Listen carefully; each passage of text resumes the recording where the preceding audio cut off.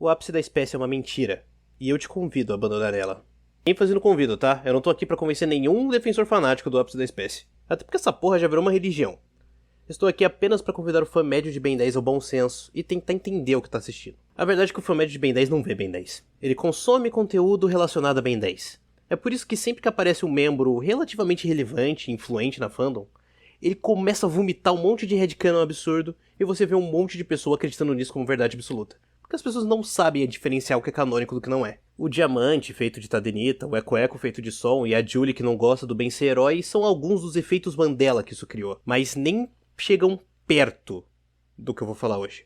Inclusive, headcanon, pra quem não sabe, numa tradução porca, é um canon tirado da sua cabeça. É quase uma fanfic, algo que não tem respaldo direto na obra, mas que alguns fãs acham que faz sentido.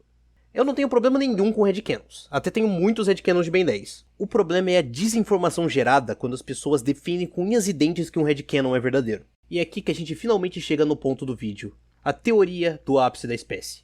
Se você é um felizardo, que faz parte da fandom de Ben 10, e não foi contaminado com essa aberração ainda, sequer sabe do que eu tô falando? Isso é uma teoria extremamente antiga e altamente difundida de Ben 10, que o Ben se transforma na versão mais poderosa possível das espécies do Omnitrix. Lembrando que o intuito desse vídeo não é começar uma treta com qualquer criador de conteúdo, eu tô tentando apenas desfazer um estrago de anos de desinformação. Falando de headcanons, eu não acredito no headcanon de que as transformações do Ben são réplicas exatas do alien da qual a amostra de DNA veio. Mas essa teoria faz muito mais sentido que a teoria do ápice da espécie. Essa coisa, ápice da espécie, nem é um conceito biológico que existe. E se você tentar trazer isso para a realidade, olha, eu não quero entrar nesse mérito, mas você vai de 0 a 1945 muito rápido.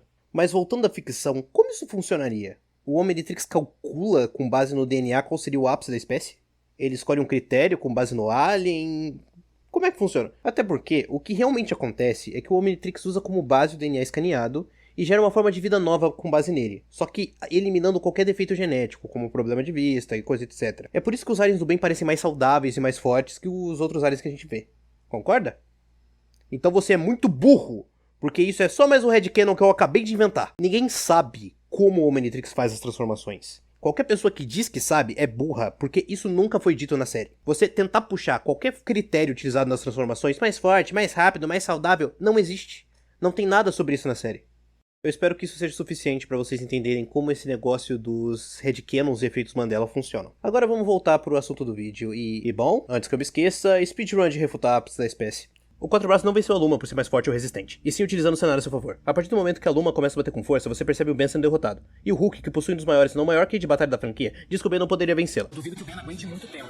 E mesmo que você fosse 10 vezes mais forte, 10 vezes mais resistente que eu ainda te venceria derrubando um poste desse tamanho na sua cabeça. E mais pra frente, eles têm outro confronto que a Luma teria vencido se não fosse interrompido, e vocês saberiam disso se assistissem no desenho. O Ben saber utilizar os incríveis e complexos poderes de dar chute do Kokorokod de primeira vez não é nem um pouco impressionante, visto que durante a Alien Force inteiro o Ben aprende quase instantaneamente a utilizar os poderes de todos os aliens, e agora ele estava com o Omnitrix definitivo. Além de que o Ben tem uma imensa familiaridade de preferência com aliens focados em combate, e foi treinado pelo Vomax e o Hulk durante a série, o que pode ser muito bem observado no primeiro episódio de Alien Force, que Ben enfrenta um DNA alien mais forte que ele e o vence utilizando seu kit de batalha, mostrando que o Ben é sim muito bom em combate, bom o suficiente para estar melhor do que o Kokorokod. E um encanador humano normal, com um punhado de milho e um taser já venceria do Liam. Os Incusianos têm um design simples e repetido para facilitar e baratear a animação. Já o Bullfrog, por ser a transformação do Ben, possui uma diferença de design tanto para ser mais fácil identificá-lo, como para agradar o público e vender bonequinho. E mesmo que esse não fosse o caso, isso ainda não indicaria de forma alguma que o Bullfrog é o ápice da espécie, até porque o Sibano é o ápice da espécie humana.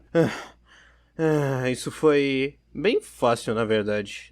Não tem tanto argumento assim. E eu sei que eu não falei todos, mas a maioria dos outros são muito burros. Tipo, os aliens que ajudam o Obido em Wa. Eu preciso mesmo refutar isso? Porém, existe mais um caso que eu deixei de fora da speedrun porque eu preciso falar um pouquinho mais dele. Esse é o melhor exemplo pra mim possível do ápice da espécie posto em prática. E ele é tão bom, mas tão bom que eu quase nunca vejo um defensor do ápice da espécie citando ele. Mas, se eles vissem o desenho, talvez eles lembrassem dele mais fácil. Que é o combate entre o gigante e os malvadões. Que aí a gente pode ver o Ben com imensa dificuldade e com ajuda, derrotando 3 Tokustares mutantes. Sim, esse é o melhor exemplo. Sim, não tem nenhum melhor que esse. Sim, eu estou gripado. Acontece que os defensores do ápice da espécie vão tentar te convencer que se o Ben consegue vencer um alien da mesma espécie que ele tá usando, automaticamente isso significa que ele é o ápice da espécie. Eu não preciso nem explicar o salto lógico gigantesco entre uma coisa e outra e como esse pensamento é burro e limitado. Isso é pura e simplesmente viés da confirmação. Eles não querem entender ou ver o que tá acontecendo. Eles só querem uma confirmação do que eles acreditam. Não importa se existem outros possíveis 1000 motivos pro Ben conseguir vencer. Se um deles é porque ele é o ápice da espécie, eles vão fingir que todo o resto não existe. Vocês querem um exemplo? Eu vou dar um exemplo. Vamos pegar a cena do gigante mesmo. A gente tem um Ben gigante enfrentando 3 outros gigantes. Agora vamos aplicar essa cena em outro contexto. Esquece que é o Ben, esquece que é o gigante, esquece que ele tá enfrentando 3 gigantes. Pensa que é, sei lá, o Vomax enfrentando 3 humanos zumbis. Ou 3 humanos normais, ou 3 humanos mutantes. Não faz diferença, não é impressionante. E não torna ele o ápice da espécie. Se você leva Ben 10 como o que é, um desenho de ação, e compara com qualquer outro desenho de ação, qualquer outro tipo de ficção, isso é ridículo. A performance do Ben aqui, de enfrentar 3 caras do mesmo nível que ele, nem é tão boa assim. O Ben apanha bastante, a grande maior parte do tempo ele só tá empurrando eles pra longe e ele não consegue nocautear nenhum dos 3. No mais, ele sobrevive até chegarem com o projetor de nulidade. Em suma, não é nada impressionante ao ponto de você precisar pontuar que ele é o ápice da espécie para isso ser possível. E o ponto é que se você faz isso, você pega esse raciocínio e aplica em diferentes casos, dá pra ver o quão burro ele é. O Hulk venceu o mestre dele? Porra, saca só o ápice da espécie do pai. O Superman venceu o Zod? Caraca, que ápice da espécie. A Viúva Negra venceu outros seres humanos? Não, isso só pode ser o ápice da espécie. O Pikachu do Ash derrotou um Raichu? Ô, gente, desculpa, eu posso estar confundindo as coisas, botando os carros na frente dos bois, mas eu tô começando a achar que isso aqui tá parecendo um ápice da espécie.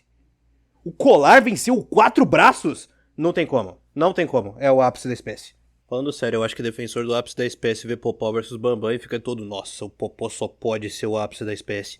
No fim, sabe qual que é realmente o problema dessas pessoas? É que depois das 1, 2, 45... 227... 5.498 vezes que o plot, o Ben é o herói, mesmo sem o relógio, é usado na série, as pessoas ainda acham que o Ben é só um moleque qualquer que não conseguiria enfrentar nenhuma ameaça se o Omnitrix não facilitasse pra ele.